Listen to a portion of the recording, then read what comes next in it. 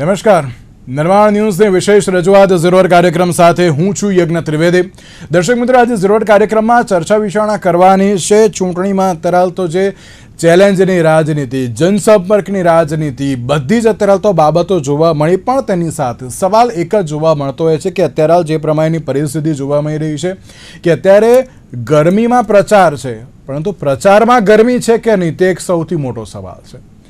ગરમીમાં પ્રચાર એટલે આપ સૌ સમજી શકતા હશો કે અત્યારે જે પ્રમાણે અમદાવાદ, સુરત, રાજકોટ, બરોડા એટલે આખું ગુજરાત અત્યારે જે ગરમીમાં તપી રહ્યું છે. ઘણા બધા લોકોએ જે હેલ્થ સાચવવાની જે અત્યારે તો જે જાહેરાતો પણ કરી છે, પણ એ તમામ બાબતોની વચ્ચે પ્રચારમાં ક્યાંક ગરમી નથી જોવા મળતી ને તે બાબત જોવા મળી રહી છે. ગુજરાતની વાત કરવામાં આવે તો આજે રોડ શો, જાહેર સભાઓ એ બધું પૂરજોશમાં જોવા મળ્યું. મુખ્યમંત્રી ભૂપેન્દ્ર પટેલ જે પાટીદાર જે અત્યારે સમાજની વચ્ચે પહોંચ્યા હતા, પાટીદારોની જે બેઠકો છે તેની વચ્ચે પહોંચ્યા હતા, તેમના દ્વારા રોડ શો કરવામાં આવ્યો. જગદીશભાઈ વિશ્વકર્મા દ્વારા પણ જે અલગ અલગ જગ્યાએ જઈને વિકાસ સંકલ્પ સભામાં જે અત્યારે ચર્ચાઓ કરવામાં આવી, રોડ શો કરવામાં આવ્યો. તમામ જે ઉમેદવારો છે તેમની સાથે ચર્ચા કરી, કાર્યકર્તાઓને કહ્યું. તો બીજી બાજુ જ્યારે હર્ષ સંઘવીની વાત કરીએ તો હર્ષ સંઘવી અત્યારે આખું અમદાવાદને જે અત્યારે તો જે સભાથી ગુંજાવી રહ્યા હોય તે પ્રમાણેની પરિસ્થિતિ પણ જોવા મળી. ગુજરાતમાં બીજી બાજુ જ્યારે કોંગ્રેસની વાત કરવામાં આવે તો પૂર્વ વિસ્તારમાં કોંગ્રેસ દ્વારા જે અત્યારે રોડ શોની જે શરૂઆતો થઈ ગઈ છે, તમામ ઘરે ઘરે જઈને જે અત્યારે જનસંપર્ક તો કરવામાં આવ્યો, પણ આજે રોડ શો પણ જોવા મળ્યા. રાજકોટમાં પણ જે પ્રમાણેની આ પ્રકારની પરિસ્થિતિ જોવા મળી. પણ સવાલ એ થાય છે કે શું આટલી ગરમીમાં આટલો બધો જે પ્રચાર અને બધી જ બાબતો એ વોટ બેંકમાં પરિવર્તિત થશે કે કેમ, તે એક સૌથી મોટો સવાલ છે.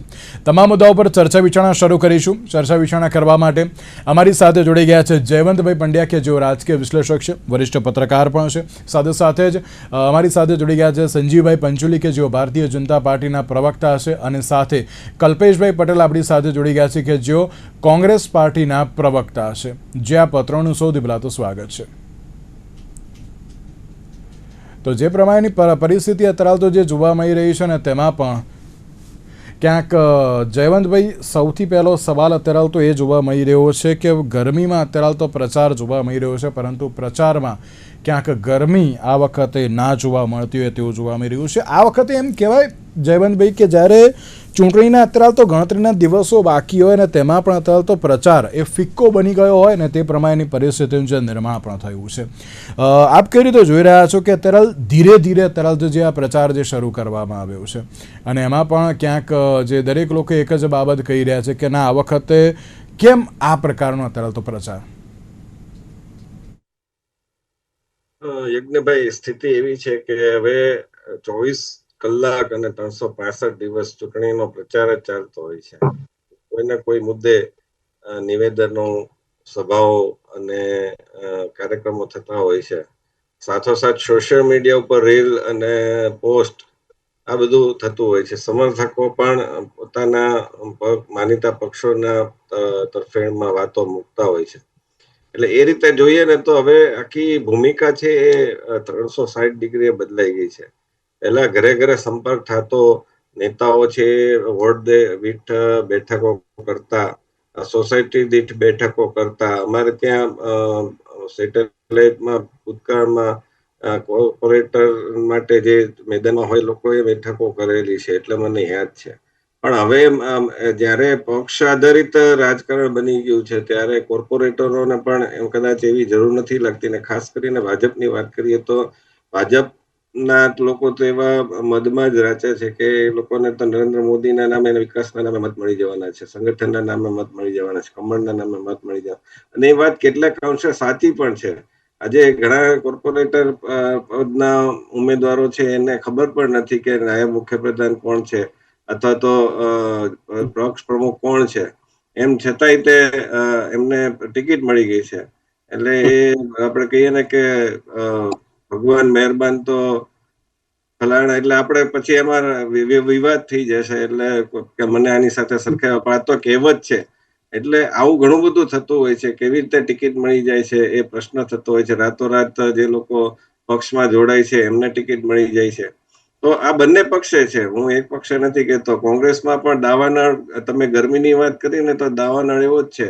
વાળ ખેંચવાની ને લાફા મારવાની ને પોતાના ધારાસભ્યનો વિરોધ કરવાની એ પણ વાત થઈ છે. એટલે આમ આદમી પક્ષમાં પણ જે વાત છે કે બે જૂથો છે, આપણને ખબર જ છે, પક્ષ પ્રમુખ અને ધારાસભ્યનું જૂથ, અને જે સ્થાપક લોકો હતા એ અત્યારે કઈ દેખાતા નથી. તો એ રીતે બધે જ આ પ્રકારની જૂથબંધી, બેફામ નિવેદનો, હવે ગોપાલ ઇટાલિયા છે તો ગાળ બોલ્યા અને પાછું એના જસ્ટિફાઈ કરતા એવું કહે છે કે ભાવનગર ને સુરતમાં તો એ કોમન છે. અરે ભાઈ, ભાવનગર તો શાલી નગરી કહેવાય, જ્યાં તમે પથ્થરો નાખો ત્યાં કવિ મળે, એ પ્રકારની છાપ ધરાવતો ભાવનગર છે. ત્યાં તમે એને બદનામ કરવા નીકળી ગયા છો. તો આ પ્રકારનું, અને ગરમીની જ્યાં સુધી વાત છે ત્યાં સુધી હવે વાત એ રહી છે કે ચારે તરફ સંઘર્ષ જોવા મળે છે, અને એનું એક બૃહદ આપણે જો વિચાર કરીએ તો એક અલગ ડિબેટ થઈ જશે. પણ અત્યારે તમે સામાન્ય પરિવારના લોકોમાં પણ બર્થડે વિશ કરવાનું ભૂલી ગયા હોય કે બીજી કઈ વાત હોય તો ઝઘડા થઈ જતા હોય છે, ગ્રુપ લેફ્ટ છોડીને જવાના બનાવો બનતા હોય છે, કે ફેસબુક અને એ બધામાં થતું હોય છે. તો આ પ્રકારનું જે એક વાત આવે છે કે ભાઈ સામે રોકડું પરખાવી દેવું, આ જે શબ્દ છે ને કે બી ફિટિંગ રિપ્લાય, એમાં બધાને એમ થાય છે કે આપણે આપીને હીરો બની જઈએ. અને જે પ્રકારના રીલ બને છે ને જે પ્રકારનું પેલું આવે છે ને કે આવો જવાબ આપી દીધો, ડિબેટમાં આપી દીધો, અથવા તો નિવેદન દ્વારા આપી દીધો, અને પછી એ પ્રકારનું પાછળ મીમ મૂકવામાં આવે, એના કારણે આજે બધાને એ પ્રકારનું એક છાપ ઊભી કરવાનું મન થઈ ગયું છે. અને એટલા માટે આપણને ગરમી તો લાગે છે, પરંતુ જે ખરેખર મુદ્દાઓની ગરમી હોવી જોઈએ એ જી મુદ્દાઓની બિલકુલ ગરમી ક્યાં છે?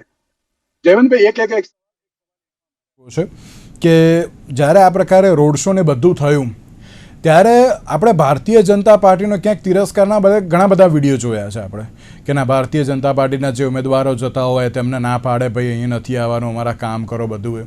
પણ જયવંતભાઈ, એક બાબત એ પણ જોવા મળી કે કોંગ્રેસના ઉમેદવારો પણ અત્યારે વોટ લેવા માટે જ્યારે જતા હતા તો એ વખતે પણ તેમને કહેવામાં આવ્યું કે ચલો ભાજપ તો ના આવ્યું, પણ કોંગ્રેસ પણ કેમ ના આવ્યું 5 વર્ષ સુધી? કેમ એમણે અમારો તરફ તો જે સવાલ ઉઠાવવાનો હતો પરંતુ એ ના કર્યો? તો અત્યારે જે જાહેર જનતાનું જે આ વલણ જોવા મળી રહ્યું છે, આપ તેને પણ કઈ રીતે જોઈ રહ્યા છો? થોડું ટૂંકમાં કહેજો પ્લીઝ. જાહેર જનતાનું વલણ છે ને એ અમુક અંશે જોવા મળે છે, પણ ઘણી બધી બાબતો એવી છે કે સહન કરી જાય છે.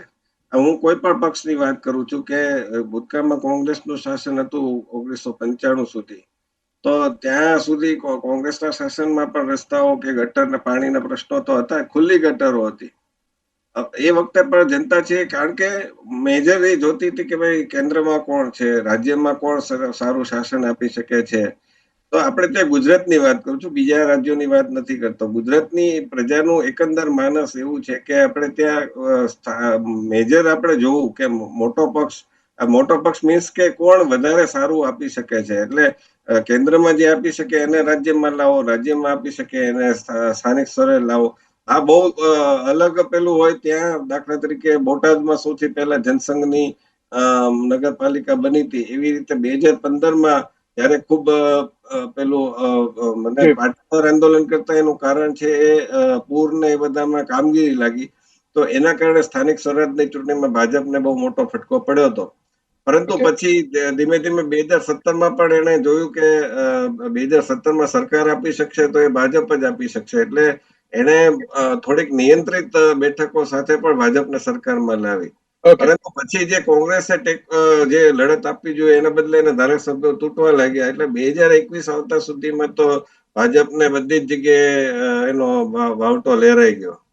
ઓકે બિલકુલ. તો એ રહ્યું કે આગામી પરિસ્થિતિમાં કયા પ્રકારનું વાતાવરણ જોવા મળશે. કલ્પેશભાઈ, એક સવાલ આમાં એ પણ થતો હોય છે કે જ્યારે પ્રચારની બાબત અત્યારે તો જે જોવા મળતી હોય ત્યારે અત્યારે હાલ તો ક્યાંક જાહેર જનતા કોંગ્રેસે પણ ઘણા બધા સવાલ કરે છે કે કેમ અત્યારે તો આ પ્રકારની પરિસ્થિતિ, કેમ તમે પણ ના જોવા મળ્યા તેમ? શું કહેશો આપ તેને લઈને? પણ જનતા જનાર્દન છે, જનતા દરેકના પ્રશ્નો પૂછી શકે છે, પણ જે સાચી હકીકત છે જનતા પણ જાણે છે કે છેલ્લા 30-35 વર્ષથી ગુજરાતની અંદર કોંગ્રેસ સત્તામાં નથી. નો ડાઉટ કોંગ્રેસના કાર્યકર્તા અડીખમ છે. કોંગ્રેસના કાર્યકર્તા પ્રજાજનના હરેક સુખ દુઃખની અંદર હંમેશા દોડ્યા છે. એને એવી રીતે દોડે છે. એમને સત્તાનો, સરકારનો, પ્રશાસનનો કોઈ સપોર્ટ નથી.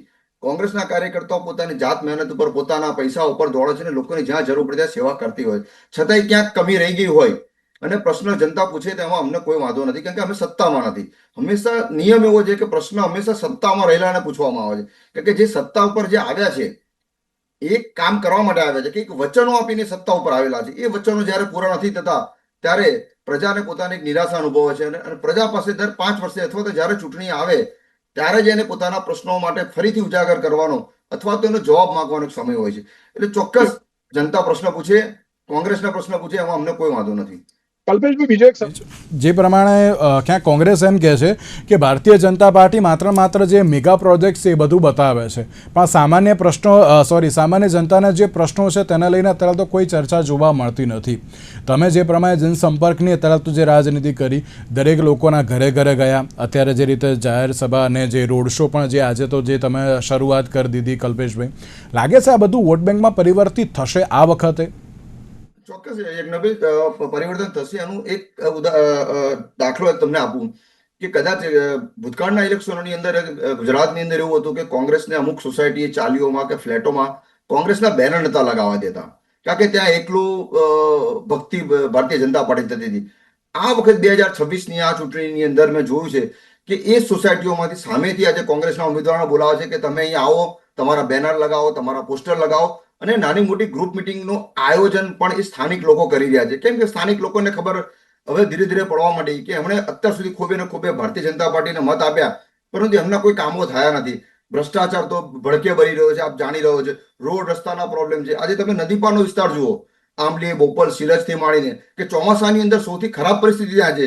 ખરાબ પરિસ્થિતિ પહેલા પૂર્વમાં થતી હતી, આજે પૂર્વમાં તો એ પરિસ્થિતિ એની જ છે, એમાં સુધારો નથી. પરંતુ નદી પારના વિસ્તારોની અંદર જ્યારે આ પરિસ્થિતિ થવા માંડી ત્યારે ધીરે ધીરે શિક્ષિત સમાજ, હું આપણે બહુ સ્પષ્ટ કહેવા માંગુ છું, શિક્ષિત સમાજ પણ હવે આપણે જાગૃત થયો છે. અને જાગૃત થયો છે એટલે એના કારણે એમને દરેક જગ્યાએથી ભારતીય જનતા પાર્ટીને હવે જાકારો આપવાનો ચાલુ કરી દીધો છે. અને એટલા માટે જ તમે છેલ્લા આજની પણ અમારી રેલી જોઈ હશે, ગ્રુપ મિટિંગો જોઈ હશે, કે સ્વયંભૂ પબ્લિક અંદર જોડાય છે.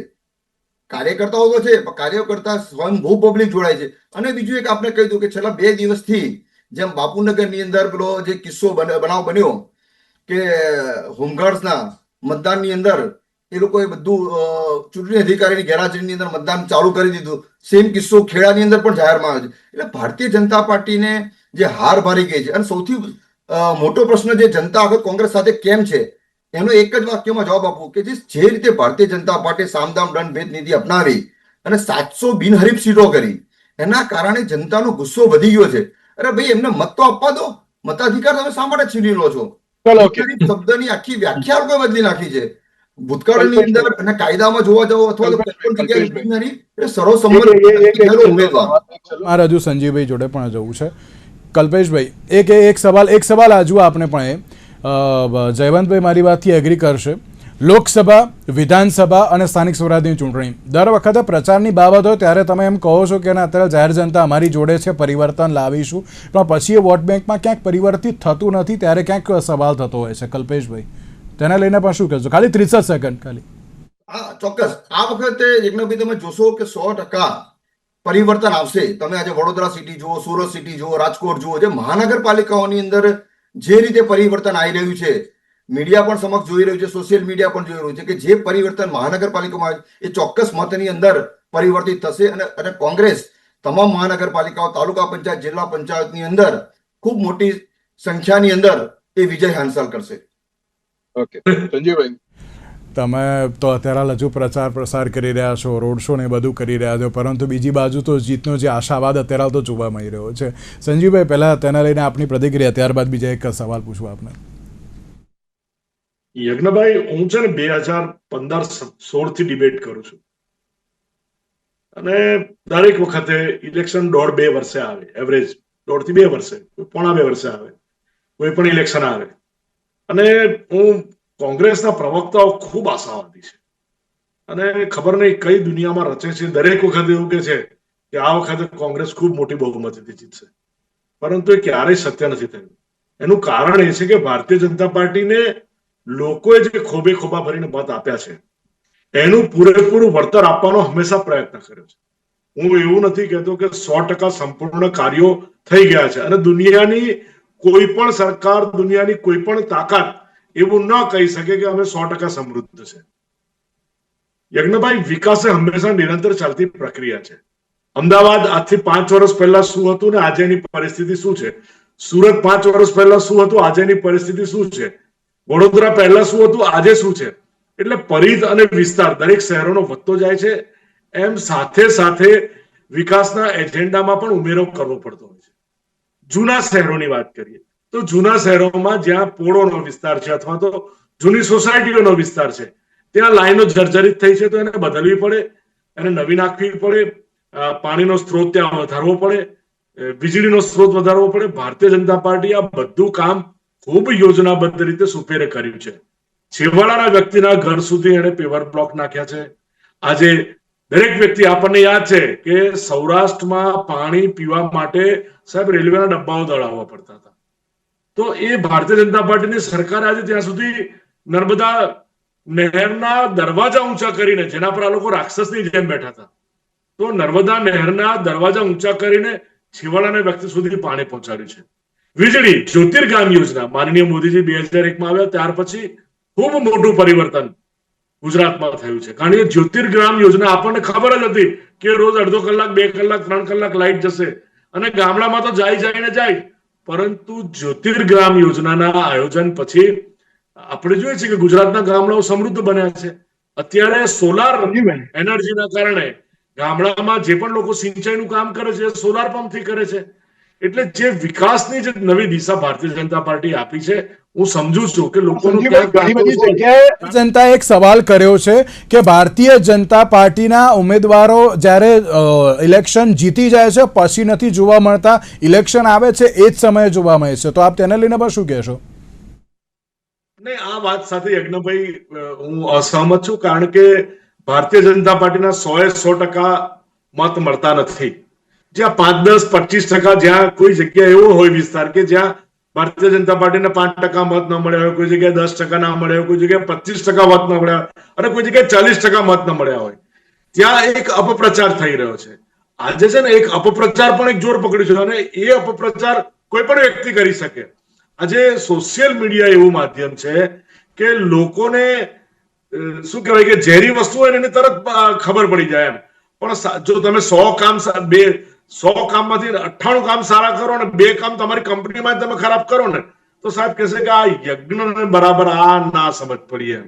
એટલે આ એક માનવ સહજ સ્વભાવ છે, આપણે બધા એને સમજીએ છીએ, પરંતુ અમે પ્રજાજનોની વચ્ચે આક્ષેપ કે તમે માત્ર મેગા પ્રોજેક્ટ અત્યારે બતાવો છો, સામાન્ય જનતાના કોઈ પ્રશ્નો પર ચર્ચા કરતા નથી. કોંગ્રેસ એવો આક્ષેપ કરે છે. કોંગ્રેસ તો કઈ પણ આક્ષેપ કરે ને, વિરોધ પક્ષમાં છે અને એને આક્ષેપ કરવો જોઈએ. હું તો કહું છું કોંગ્રેસે સારા વિરોધ પક્ષ તરીકે સારું કાર્ય કરવું જોઈએ, એ પણ નથી કરતા. વારંવાર કહું છું ઇલેક્શન લડવું છે, 700 સીટો બિનહરીફ કેમ કરાય? સામદામ દંડભેદથી. અરે ભાઈ, તમને કોણ પ્રશાસનને આધારે કર્યું? ગઈકાલ બાપુનગરનો કિસ્સો જોયો, ખેડા ઊંઘાણનો કિસ્સો જોયો. હજુ તો બાકી તમે તમને જવાબ વચ્ચે મારે આપવો નથી, પણ હું તમને જવાબ આપું. તમારે સૌથી પહેલા તો યજ્ઞભાઈ એમનું માઇક બંધ કરો. જે વ્યક્તિને ડિબેટમાં ડિસિપ્લિન નથી, પ્રજાની સાથે શું કામ કરી શકશે? હું તમને 2 હાથ જોડીને વિનંતી કરું છું ભાઈ, ખૂબ શાંતિથી ડિબેટ કરીએ. આપણે કોઈ શાક માર્કેટમાં નથી બેઠા. તો મુદ્દા 700 બેઠક તમારો જવાબ આપી દઉં પહેલા. 700 બેઠક એટલા માટે બિનહરીફ થઈ છે કે તમારામાં તાકાત નથી કે તમે તમારા ઉમેદવારને સાચવી શકો. તમારામાં તાકાત નથી કે તમે ઉમેદવાર ત્યાં ઉભા રાખી શકો. તમારામાં તાકાત નથી કે જ્યાં તમે તમારા ઉમેદવારને મેન્ડેટ આપી શકો. અને એટલા માટે ભાઈ 700 બેઠક છે ને બિનહરીફ થઈ છે. તમે સત્તાનો દુરુપયોગ કરી રહ્યું છે આમાં. શા માટે ના કરશો? એમને સંજીવભાઈ ક્યાં આક્ષેપ છે કે સત્તાપક્ષ સત્તાનો દુરુપયોગ પણ કરી રહ્યું છે તેમ. નહીં, આક્ષેપ હોય ને, આક્ષેપ હોય યજ્ઞભાઈ, પુરાવા છે, જગ જાહેર પુરાવા છે. જો પાછો બોલ્યા ભાઈ. નહીં કલ્પેશભાઈ યજ્ઞભાઈ આ ભાઈ કંઈક સંજીવભાઈ કન્ટિન્યુ મારા હજુ 2 સવાલ પૂછવાના છે આપને, પ્લીઝ આપી દો પ્લીઝ. મને ફરીથી પ્રશ્ન પૂછજો. પક્ષ સત્તાનો દુરુપયોગ કરી રહ્યું છે એટલા માટે આ પ્રકારની પરિસ્થિતિ થઈ એવો આક્ષેપ થઈ રહ્યો છે. નહીં તો કોર્ટમાં કેસ કરે ને, અમને ક્યાં વાંધો છે? કોર્ટ ખુલ્લી છે, હાઈકોર્ટ કોર્ટના દ્વાર ખખડાવે, અમને ક્યાં વાંધો છે?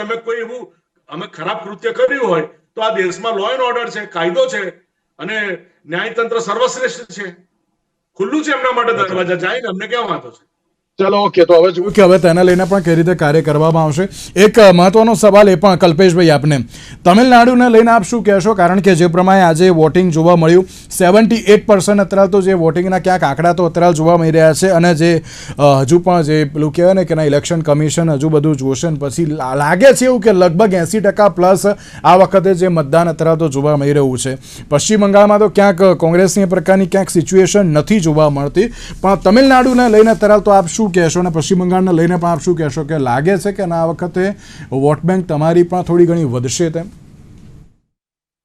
ચોક્કસ તમિલનાડુની અંદર ખૂબ સારું વોટિંગ થયું છે. જે આંકડા 3 વાગ્યા સુધીના આપણી પાસે અવેલેબલ થયા છે એ પ્રમાણે ઘણું સારું વોટિંગ થયું છે. અને તમિલનાડુની અંદર 100% કોંગ્રેસની જે ગઠબંધન સરકાર છે એ ગઠબંધન સરકાર ફરીથી સત્તામાં આવશે. પશ્ચિમ બંગાળની અંદર છે ત્યાં પણ અમુક વિધાનસભા સીટો ઉપર ખૂબ સારું 70-80% વોટિંગ થયેલું છે. પશ્ચિમ બંગાળની અંદર કોંગ્રેસ આ વખતે ઘણી સારી સીટો ઉપર સ્થાન મેળવશે, ચોક્કસ જીત મેળવશે, પરંતુ સરકાર બનાવશે કે કેમ એ રિઝલ્ટને ત્યારે ખ્યાલ આવશે. બાકી કોંગ્રેસ 100% લીડ સાથે અત્યારે પશ્ચિમ બંગાળની અંદર સેકન્ડ નંબર ઉપર ચાલી રહી છે અત્યારે. ઓકે, વાત કરીએ તો અત્યારે બંને જગ્યાએ ક્યાંક પ્રાદેશિક પક્ષ જ છે અત્યારે આવતો, તો હવે જોવાનું એ રહ્યું કે ત્યાં શું થશે. સંજીવભાઈ, તમિલનાડુમાં 78% અને પશ્ચિમ બંગાળમાં આ વખતે બધાને ચોંકાવી દીધા છે. 92% અત્યારે તો જે વોટિંગ જોવા મળી રહ્યું છે. શું લાગે છે, ગઈ વખતે 77 તો આ વખતે વધશે કાં તો સરકાર બનાવશો? હું એ બંને વસ્તુનો પહેલા પશ્ચિમ બંગાળનો જવાબ આપું કે જે રીતે માનનીય અમિતભાઈએ ત્યાં રેલીઓ કરી છે, માનનીય મોદીજીએ રેલીઓ કરી છે, અને પશ્ચિમ બંગાળ હવે જેવી રીતે નીતિશ કુમારની જગ્યા ખાલી થવાથી ત્યાં પડોશી રાજ્યમાં પણ ભારતીય જનતા પાર્ટીનું એક મુખ્યમંત્રી બન્યા છે. તો એના કારણે ત્યાંનો આખો વિસ્તાર, કારણ કે જે લોકો વોટિંગ નહોતા કરતા એ બધા જ મિત્રો વોટિંગમાં ઉતર્યા છે. એટલે ભારતીય જનતા પાર્ટીની, કારણ કે આખી પેટર્ન બદલાઈ છે. તમે જુઓ કે પશ્ચિમ બંગાળમાં વોટિંગની પેટર્ન પહેલી વાર બદલાઈ છે, અને પહેલા 77 હતું, એનું 92 એટલા માટે થયું કે જે વોટર્સ બોગસ હતા, જે વોટર્સ ગેરકાયદેસર હતા, એનો SIR-માં નિકાલ થયો છે. એટલે વોટિંગનું પ્રતિશત જે વધ્યું છે એનું કારણ પણ એ છે, અને સાચું વોટિંગ થયું છે. એટલે આ વખતે સાચા વોટિંગના કારણે ભારતીય જનતા પાર્ટી ત્યાં પહેલી વાર તમિલનાડુ. હા, હવે તમિલનાડુની વાત કરીએ તો ત્યાં DMK અને સેક્યુલર પ્રોગ્રેસિવ એલાયન્સ અને ADMK ભારતીય જનતા પાર્ટીનું એલાયન્સ છે. એટલે ત્રિપાખ્યો જંગ છે. આમ જોવા જઈએ તો જંગ ત્રિપાખ્યો છે. એટલે ત્રિપાખ્યો જંગ હોવાના 3 બળિયા છે.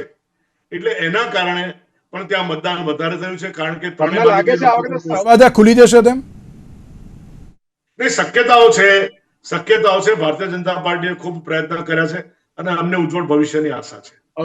જયવંતભાઈ, રેકોર્ડ બ્રેક મતદાન છે આ વખતે પશ્ચિમ બંગાળમાં, અને ક્યાંક એવી પણ ચર્ચાઓ જોવા મળતી હોય છે કે જ્યાં અત્યારે રેકોર્ડ બ્રેક મતદાન હોય ને તો ત્યાં અત્યારે તો ક્યાંક સત્તામાં થોડું ઘણું પરિવર્તનની જે શક્યતાઓ તો હોય જ છે. અને એ જ પ્રમાણે ક્યાંક તમિલનાડુ, પશ્ચિમ બંગાળ બંનેની પરિસ્થિતિ જોવા મળી. પશ્ચિમ બંગાળમાં જે 90% પ્લસનું જે મતદાન જોવા મળી રહ્યું છે, તમિલનાડુમાં 80% પ્લસનું જોવા મળી રહ્યું છે. કઈ રીતે જોઈ રહ્યા છો આપતાને? તમિલનાડુ વિશે કેવું બહુ અઘરું છે, કારણ કે ત્યાં એટલો બધો અસંતોષ એવું લાગતો નથી. અને ભાજપે બહુ મૂર્ખામી કરી છે કે અન્નામલાઈ જેવા એના જે આક્રમક અને જુજારુ નેતા પક્ષ પ્રમુખ હતા એને હટાવી દીધા, અને એને ભૂમિકા તૈયાર કરી હતી. બાકી જો એ રાખ્યા હોત તો એના કારણે પરિણામમાં ઘણો બધો ફેર પડત.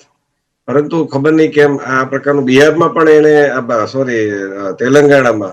તેલંગાણામાં પણ આ પ્રકારની એને ભૂલ કરી હતી, અને તેલંગાણામાં પછી પરિણામ ન આવી શક્યું સારી રીતે. પશ્ચિમ બંગાળમાં એવું છે કે પશ્ચિમ બંગાળમાં આ વખતે મતદારો પોતે, એટલે મેં સામાન્ય મતદારોના લોકોના વિડીયો જોયા, એ પોતે બનાવેલા, એટલે કોઈ ચેનલ વાળા પૂછે ને એવી રીતે નહીં. એટલે સામાન્ય કહેવાય ને એવા લોકો આ વખતે, અને એલાઇટ ક્લાસના લોકો પણ વિડીયો બનાવીને મૂકી રહ્યા છે. અને મમતા બેનર્જી જે રીતે હવાત્યા મારી રહ્યા છે એના અને અભિષેક બેનર્જી વચ્ચેના સમયમાં જે પ્રકારના મતભેદો ઉભરીને બહાર આવ્યા હતા, આરજીકર મેડિકલ કોલેજનું વાત હોય કે પછી અન્ય એક આવો બળાત્કારનો કેસ બન્યો હતો એની વાત હોય, કે પછી સંદેશ ખાલી હોય, કે પછી માલદામાં જે રીતે જજોને બંધક બનાવ્યા હતા, અને ત્યાં કાયદા અને વ્યવસ્થાની જે પ્રકારની ખરાબ સ્થિતિ છે તે તૃણમૂલ કોંગ્રેસના કાર્યકર્તાઓ પર 10% કમિશનનો આક્ષેપ છે. આ બધું જોતા એવું લાગે છે કે આ વખતે સત્તા પરિવર્તન લગભગ થઈ જ જશે. ઓકે, કેટલું થશે, કઈ રીતે થશે, ત્રિશંકુ થશે. બીજું કે સત્તાના સમીકરણોની રીતે પણ તમે જુઓ તો ત્યાં તૃણમૂલમાંથી જ છૂટા પડેલા હુમાયુ કબીર છે. હવે એની સાથે એવું કહેવાય છે કે ભાજપની સાથે સેટિંગ છે. જે કઈ હોય તે રાજનીતિ છે, કરે પણ ખરા. પરંતુ એના કારણે મુસલમાન મતો છે એ વહેંચાય એવી શક્યતા છે. કોંગ્રેસે તો એ વર્ષોથી માત્ર દેખાવ પૂરતું ત્યાં કરે છે. બાકી એને વર્ષોથી અધીર રંજન ચૌધરી ખૂબ લડાયક નેતા છે. અગાઉ પ્રણવ મુખર્જી હતા, મમતા બેનર્જી કોંગ્રેસમાં હતા. એ સમયે પણ એને બરાબર મોકળું મેદાન નહોતા આપતા. એના કારણે એને લગભગ સચવો પડ્યો.